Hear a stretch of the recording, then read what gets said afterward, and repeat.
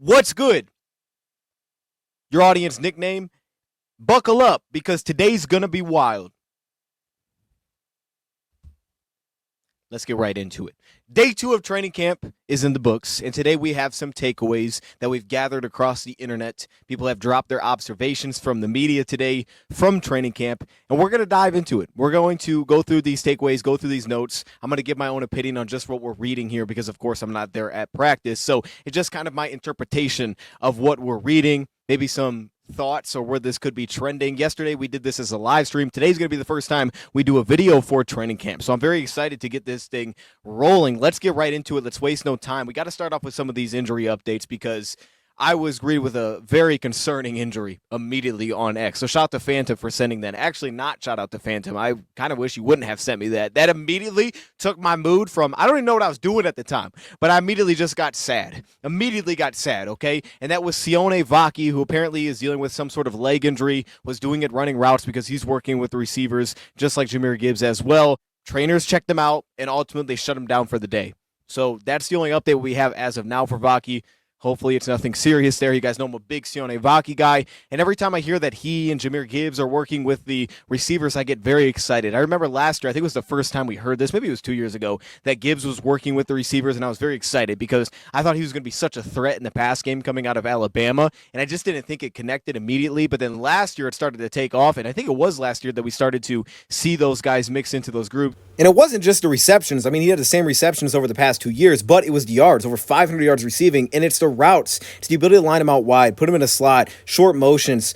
It's the ability to utilize him much more like a receiver than just as a screen threat. So then also when I started to hear of Sione Vaki getting that work as well, same kind of idea. Vaki, who was a receiver back in high school, fantastic hands. I think he's so threatening there. Last year we kind of dabbled in it at times when he got onto the field. So I'm excited about that. But to hear the injury part is concerning. So hopefully it's nothing long-term there. As for Enix Rakestraw, he told us yesterday, I'm good, chill. Dan Campbell gave us a slight update today saying it shouldn't be anything serious, but he's going to miss a little bit of time. The chest contusion, he said it's sore, but he's going to miss a little bit of time. So again, hopefully nothing too serious there for either of those guys. In terms of the full list, we know the players that are currently on list. There's a lot of players on list. Miles Frazier, Taylor Decker, Levi, Mekhi Wingo, Aleem McNeil, Josh Pascal, Alquade Muhammad, Malcolm Rodriguez, Alex Anzalone, Khalil Dorsey, Stanley Thomas Oliver. Still without participation for the last couple of days. Michael Pittman returned today, and it sounds like he wasn't really limited whatsoever. But then also newly added to this list would be DJ Reed. He just wasn't there at practice. Shout out to Pride of Detroit. I think they said that his wife is pregnant, so maybe that's what this could be. Maybe it's not. Hopefully everything's all right there. I'm not super worried about this one, at least as of now. And then Ennis Rakestraw, of course, is going to miss a little bit of time.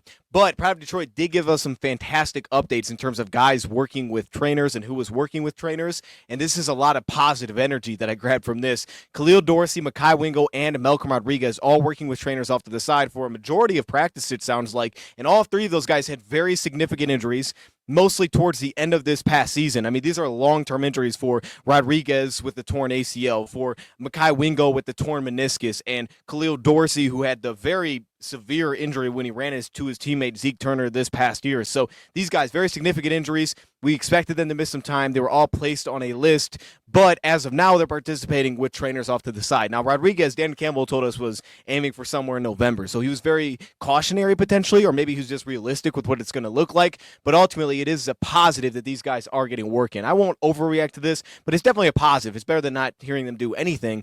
As for Josh Pascal and Stanley Thomas Oliver, it sounds like they're specifically just kind of working a little bit with trainers off to the side, but there's not much of an update around that outside of what Dan told us yesterday, which was Josh Pascal, they're aiming for Labor Day. September 7th is our first game of the season. Also told Roy Lopez was banged up today as well, was apparently going through some sort of team drills, pulled himself out of a play, also lower body work. He was kind of just hanging out on the sideline for a very long time. Then ultimately they shut it down for the day for him as well. So you hope those are more of a cautionary thing where it's like, it's no reason to put you back out there right now. And especially for a guy like Roy Lopez, like I don't really need to see much of Roy Lopez, to be honest with you, specifically on the interior and how valuable. I've talked about how Roy Lopez could be before even the injuries popped up, and then once they did, it's like, oh, we really need this piece. He really kind of puts together a nice trio of interior defense linemen that you trust to be really positive players with Tyleek and DJ Reader. Let's get into some of the practice notes that we heard from a couple of different sources that I gathered these from. Let's get right into it. First off, I was thinking about this, right? We're talking about all these defensive line injuries, and there's a lot of concern out there. But to be honest, I think the people that are mainly concerned with what's going on were probably concerned before any of this even started happening, before Levi was out for the season.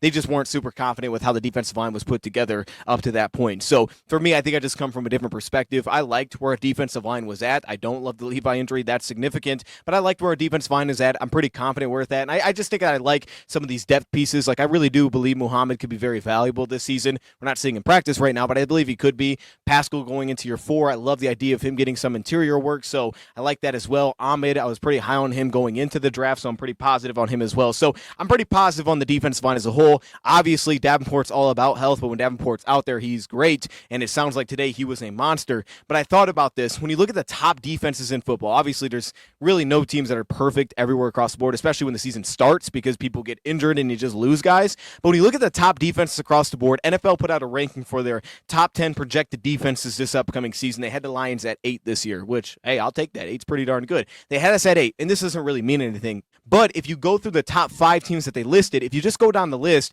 most of those teams don't have 2 dominant defensive linemen. Number 1, to start there first. We know we have Hutchinson. He's, to me, the best pass rusher in football. We saw that last year. Though it was a smaller sample size, he's definitely the best pass rusher in football to me. It's just we need to get him back on the field and want to see what it looks like this year. These teams may have one great defensive lineman, right? Someone that's very effective at getting after the quarterback, but for the most part, they're very well rounded, or it's actually the back really 7 that's holding up that unit, especially in today's NFL. And I think when we talk about this defensive line, we're kind of looking for who's the next guy. Well, similar to, I think, the way that you kind of look at offense, when you think about, hey, if you didn't have Sam Laporta for a game, does Brock Wright have to be Sam Laporta? It's like, no, he's not Sam Laporta, so you lean more on your receivers. You do less 12 personnel. You lean more on your backs, right? You just change up how you play things. Or like last year, right, when we're healthy with our backers, we can come in, we can play 3 linebacker sets a ton. Even if the team's playing 11 personnel, we can still play 3 backers because we trust them in that spot. But you could lose some injuries. Now we're playing a lot of nickel, right? Now we're the Buffalo Bills. Similar defensively, though it's a little bit more reactive to what an offense shows, especially depending on who you're playing. I think about this defense, and especially from what we're hearing now, from the second level back is where I think we really need to give more attention. Like, all the attention, for whatever reason, every time we talk about defensive line, it does well. It's like, oh, man, defensive line, people want to talk about that. And I get it, but, man, the second level back is where I think this team is truly the biggest strength of this defense is. It maybe as a team, I think it's the secondary. I think it could be the best in football, which means that it's definitely a strength of this team, if not the strength of this team. And I think it is. In terms of proven strengths outside of running back, I think it's the strength of this team. But that second level back is what seemingly is going to be carrying the Lions this year, especially if Alex does play, from what we're hearing about Zack Cunningham, who I'm pretty high on as well. Like, if you go across the league, so you start with Philly, obviously they have Jalen Carter. Then they got some young guys that flash. Maybe they took advantage of really good matchups, like in the Super Bowl that they had against Kansas City's tackles, but that is a team that, one, is very well-rounded, very young in the secondary, kind of built through a really good back end. The linebacker room is really strong, right, after some of the additions they made there, and they have one really good defensive lineman in Jalen Carter, and they have good pieces around that, right? That's a very well-rounded defense. That's why they're projected to be the best. But even beyond that, like the LA Chargers, Khalil Mack and kind of just some positive players across the board. Tuli Tuipulotu can play a little bit of everywhere. Their linebacker room has been fairly decent. And if you go to their defensive backs, that's where they're strong, right? The safety additions that they made there, they're built through what they do, their identity back in coverage, right? The shell coverage, all the movement that they can play into. They're kind of built as just being well-rounded, right? And smart and sound in the back end. That's what I think of when I think of the Chargers. You go to a team like Denver with Nick Bonito, and they have a really nice 3-4 defense at the defensive linemen, those 3-down linemen. They're good players. They're not elite players. John Franklin Myers. Are they elite? Probably not, but they're good players across the front. And on top of that, in the back end, they're strong, right? They're strong at the safety position with the play that they got out of that last year. And then also at the cornerback position as well, they have maybe the best in football. So defensive back's really strong, and they're just a well-rounded defense line unit. I don't even know if you would go to say Nick Bonito is one of the best in football, though he was very good last year, especially as a rusher.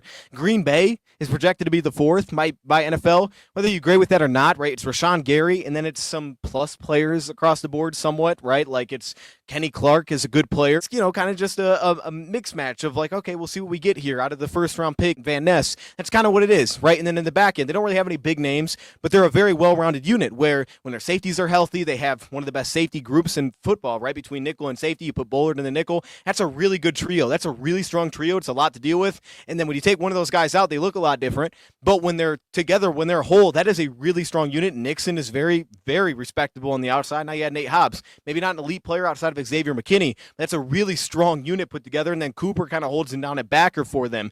And I think that's somewhat similar to kind of how we're built, if you think about it. Green Bay's defense reminds me a lot of the Lions when you start to compare. Minnesota, of course, they do things unique stylistically. Their defensive backs, it's not all about the defensive backs, but they're not maybe as well known there. There's a little bit more unproven pieces, but at linebacker, they're strong, right? Van Ginkel, what they got out of their play last year from linebacker, that's a really strong group. I think of the Lions like the Packers in the sense of they have Rashawn Gary, we have Hutch. Now, I believe Hutch is a better player, especially when he's right, but, he's coming off the injury. But at linebacker, they have Cooper, who is great. We have Jack Campbell, and Jack Campbell made up for a lot of things on the defense last season. Now, that's not ideal. You don't want to have having to make up for everything, but he made up for a lot last year when we were very depleted, right? He has to stack and shed. He has to go beyond just playing his run gap. He has to fit over gaps, right? He has to play multiple gaps. He was able to do that last season. It was a fantastic year for Jack, and look, he looks right. Speculation from the clip that we saw yesterday, to me, he looked a little bit slimmer. He looked slim, like he could run. Sounds like he had a nice pass breakup today. He's slipping blocks really well. Jack Campbell was outstanding last year, one of the top linebackers in just run stop rate. He was fantastic.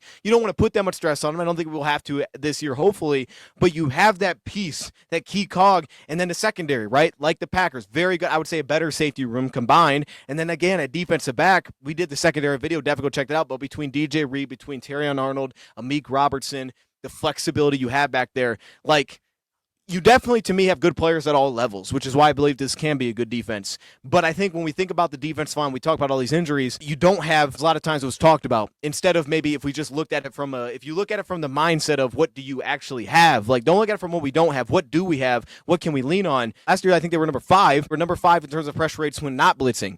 So I believe it starts with getting back to being a good run defensive team. But the point is, it's not likely that you're going to have everything be great as a team at every single unit. But what's going to carry, I think, the Lions defensively can be the back 7, because we're hearing Zack Cunningham's looking good. And let's not forget, I did the Zack Cunningham video too. Definitely check that out. Zack Cunningham, to me, can definitely play. We just haven't really seen it in 2 years, right? 2 years ago, he was with Philly. He looked good. Last year, we just didn't see much of him. He just didn't give any snaps last season. But Zack Cunningham, don't forget either, he had a 90.1 PFF man coverage grade just 2 seasons ago and about 700 defensive snaps played. Now, some of that to me was assignment-based, right? You don't have him. I don't want him like Alex, carrying tight ends as consistently downfield, but especially hey, running back out of the backfield, tight ends that work a lot more level 1 routes. He's very effective there. Now, I thought he was even better in zone, so it's not like I'm saying because of that grade he's the best man coverage backer or something like that. I'm not. I think he's a good man coverage backer, but I think he's even better in zone. Point is, though, he's a plus coverage piece, and at 240 pounds, with his physicality, his stoutness, there's true versatility. It's not where you're oh, that's clearly the Mike, that's clearly the Will, or that's clearly the Sam. It's not like that with him. He's truly versatile. I think he can play on the ball if you want him to, because he can bring a little juice as a rusher, and it sounds like that's what they're doing, right? He's starting with Jack as an off-ball backer when they put Barnes at Sam, and then he can also kind of step in and he can play alongside of Grant Stewart, because he has the ability to bring that to the table, and we didn't really have that last year because Derek Barnes was injured. Derek Barnes typically the guy where it's hey, if you don't have Jack, right, who can you put at that spot? Sometimes that's Alex, but truly for his best skill set, that's Barnes. That's Barnes next to Alex. Well, now you have that with Cunningham. And if Alex plays, which I believe that he will, if he participates, that's a really strong depth piece all of a sudden. We'll have to see how it all shakes out. But like I said yesterday, Zach should have a really strong preseason, right? He should have a very strong preseason when he plays a lot of reps, because he should stand out. He definitely should stand out with amongst this group. He does. And Alex does show up. That's a really strong backup backer that you didn't really have last year to go on top of what you have in terms of adding the Grant Stewarts and getting Barnes back in the mix.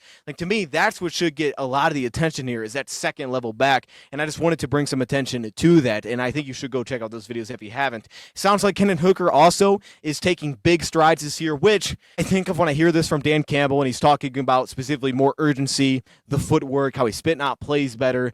Just the speed and the process at which he's doing things, right? And this is right? It's competition, right? This is hey, you got to take that next step. It's time to roll. And Hendon Hooker's talking about his confidence and how players can kind of feed off of his confidence, and they are right now. And the observations are coming back very positive. He's making some great throws. We were told that he kind of split 2 defenders with the pass to Isaac Tesla. He's found a connection with Tesla and Dominic Lovett. It seems like those guys he's been able to gravitate towards him, which again, in preseason, when we probably won't see much, if at all, Goff, the guy that can shine to me is Tesla, because Tesla is going to be a quarterback's best friend because, one, he's great when plays break down, and Hendon Hooker can make plays when things break down. As long as he keeps his eye downfield, he's fantastic at that. And number two, he catches pretty much everything, and he has fantastic body control. He's not going to be out of bounds very often and things are on the sideline. So he's going to make that connection fast. But it sounds like Lovett has as well early. There's been good positive feedback. We'll have to see. This is the one that I was very happy to hear about because to me, Dominic Lovett, I want to see consistency as a pass catcher. I want to see consistency when things aren't right on his frame.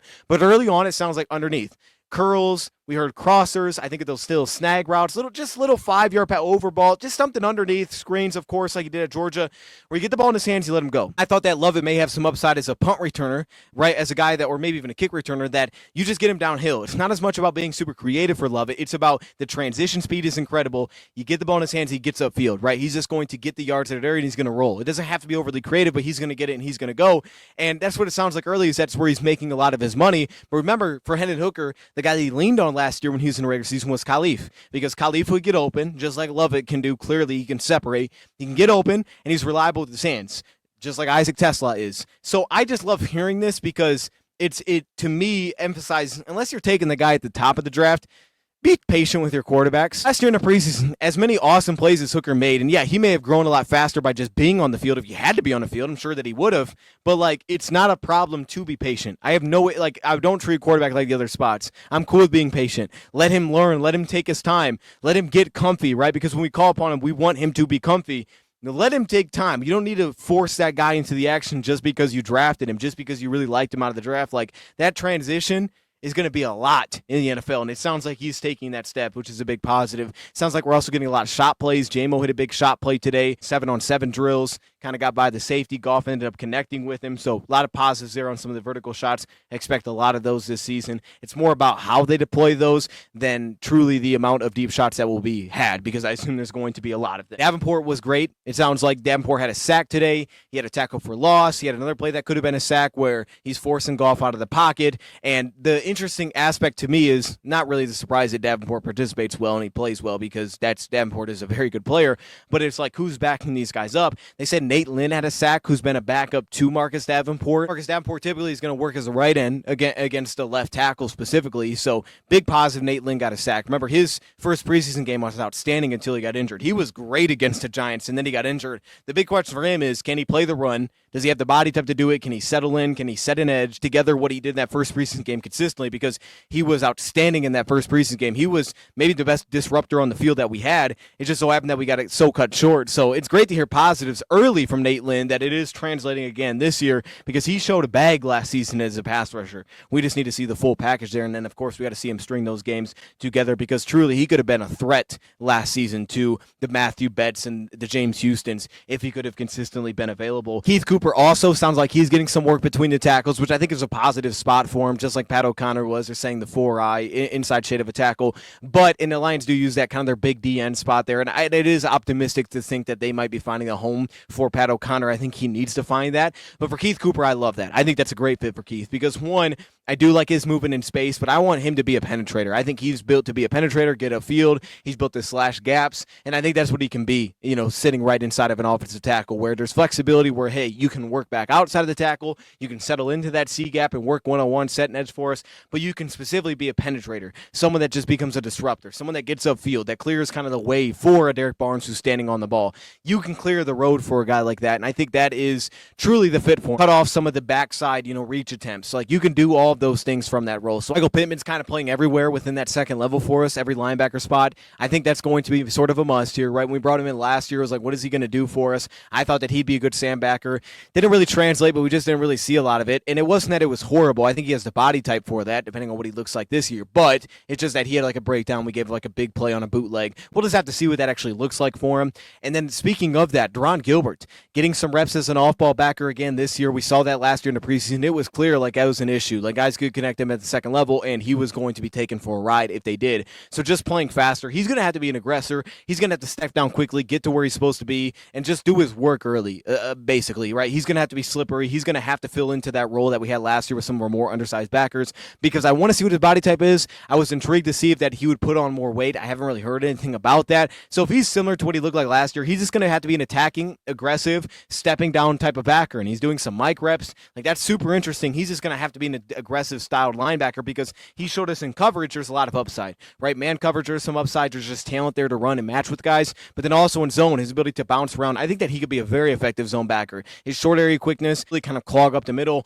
close on the quarterback that takes off. Athletically, he's very gifted, and he definitely has the mindset to play backer. It's just about kind of being comfortable in that role, and for him, it's going to be about playing fast and leaning into that. That's how he's going to minimize maybe some of the build and some of the lack of size that he brings to the table. Terrion Arnold, a lot of positives coming from Terrion Arnold, which we know this is the big season for Terrion. I think he's the key to this secondary becoming as good as I think it can become, and it's just him continuing really on the progress that he had last year. The way that he finished last season versus the way that he started last season, the advanced coverage rates we looked at in our secondary video, the progress that he made by the time he got to the end of the season versus the start versus the middle of the season, like, he was consistently progressing as he got better and better and better, and he was thrown into the fire immediately, and he got a lot better. He pulled back on the penalties, which for some reason that seems to be the only point that gets brought up, is that he gets penalized a lot. Like, he improved that a lot throughout the season, right? That really pulled back through the year. It was other things that got a lot better. His footwork, trusting his footwork, winning with his footwork. He talked about that he is specifically a very confident player, but a guy that prides himself on getting his hands on the football and making plays on the ball. And he said that he watched tape every day this offseason, every day,